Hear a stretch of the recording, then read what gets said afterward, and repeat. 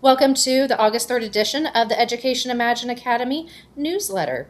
Today we're going to teach you how to use our newsletter going forward. You will see that there are a couple of differences this week than there have been over the summer. Normally, over the summer, we have one main newsletter.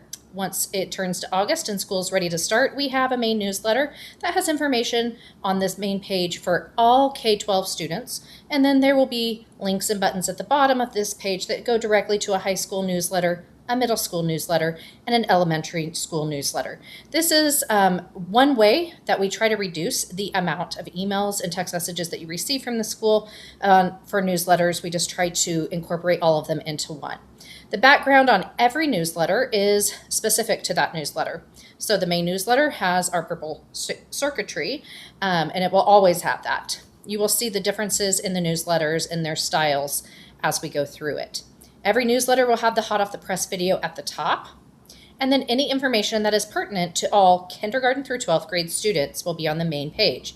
For example, the student orientation schedule. If you're viewing this on a phone or on a computer, when you see this little arrows right here, you can click it and it will enlarge this so that you can zoom in and out on your phone. Every section is divided by a section divider. This is information for everyone because you might have an elementary, a middle school, or a high schooler, or a senior. All right, so then the next thing is the new USD 259 personal electronic device policy. We will go over that during orientation and how it will affect our students if they come in person.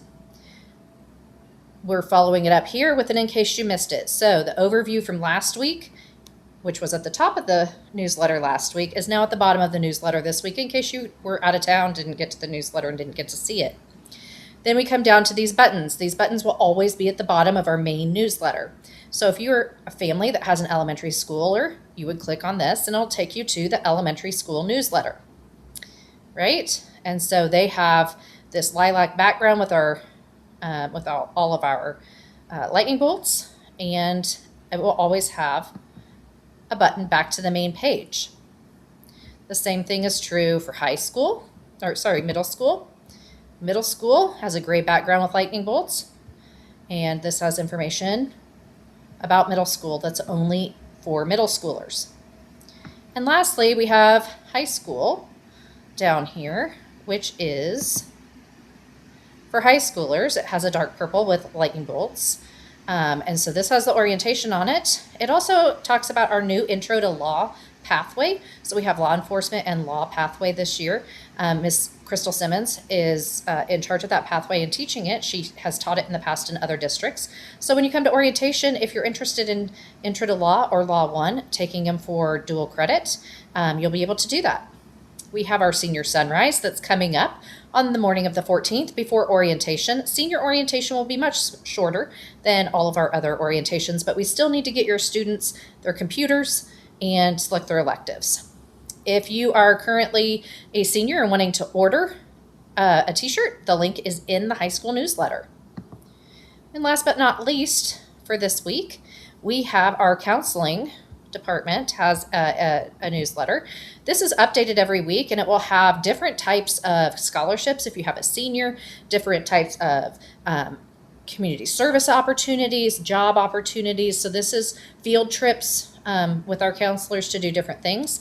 This week we have in here talking about middle and high school electives. Obviously they're not on your student's schedule yet because they haven't chosen them. They will choose those during orientation. So come on over to our counselor newsletter to get that information.